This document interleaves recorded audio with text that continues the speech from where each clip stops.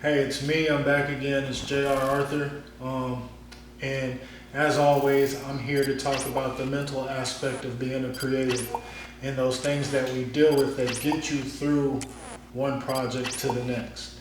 So, the topic of today is stand and deliver, which ultimately deals with how to pitch to a client.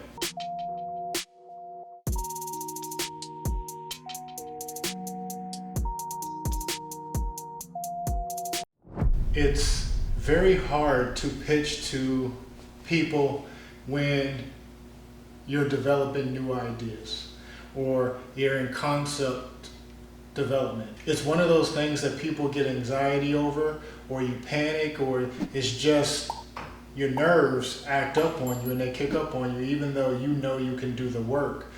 Doing the work and pitching an idea are two totally different things. And it's like speech and public speaking. A lot of people don't like getting up in front of a crowd and talking because they get presentation anxiety. So it's the same thing when it comes to a pitch. But I do have some ways to get through the pitch that will make it easier for you, and ultimately you can get better at the skill. There's no need for you to feel like you can't do it or you have to have somebody else pitch your creative ideas. One big one is, first, do the research for the project that you're going to be doing or developing, so that way when it comes time to make your pitch, you actually know what you're talking about. Things oftentimes will be easier when you know what it is you're dealing with. So that's first and foremost what you want to do, is do your research. It will benefit you greatly. The second one is, once you develop your idea and you get your pitch or presentation in motion, what you want to do is practice the pitch. You want to go over it until it becomes second nature. Practice it by yourself, practice it in a mirror, but just practice it. I know you've heard many times before that practice makes perfect. But in the case of pitching to a client, practice will help dull your nerves. It'll take some of that anxiety away from you because you would have done it over and over again, correcting the things that you think you need to do better or the things that you're messing up on when you're developing the presentation. So practice. Practice will always make perfect. And don't just practice one time. Practice it until you almost remember your pitch by heart. So that way when you're in front of a crowd or you're in front of the client, even if they throw questions at you, you're confident about what is going to happen. Along with practicing the pitch, you want to practice the pitch with somebody else.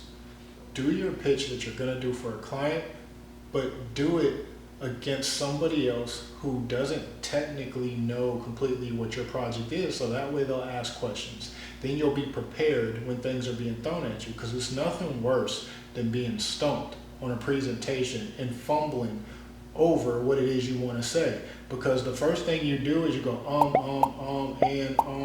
and then you'll start to lose your client, because then they're going to feel like you don't know what you're talking about. And it's not that you don't know what you're talking about, it's that you're flustered. But they don't necessarily see it that way. They see it as a panic moment because you don't know. So practice with somebody else once you've practiced by yourself, so then that way you can get that out the way. And then the next big thing is, make sure you get your rest before the day of the presentation.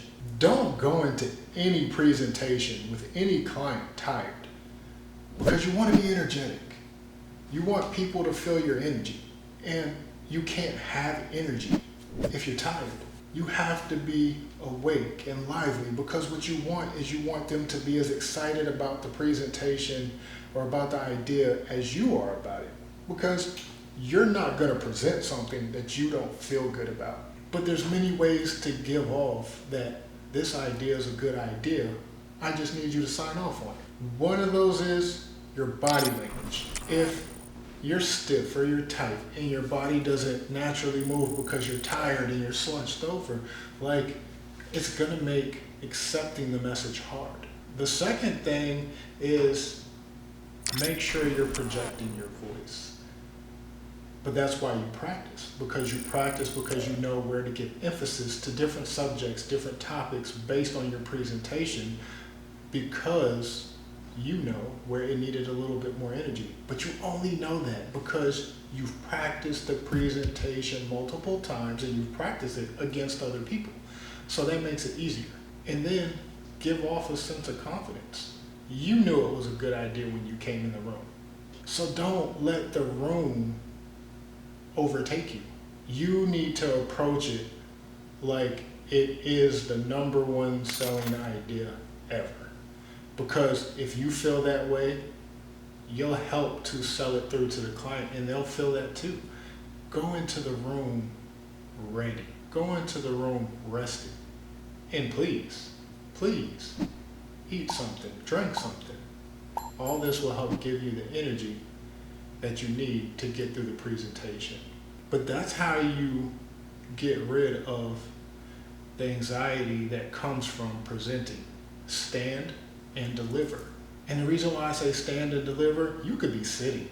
But typically in a presentation, you're standing and you're giving the presentation. But when I say stand, it means chest up, chest out, shoulders back, and look forward at the client and just give them that confidence because you've rehearsed this.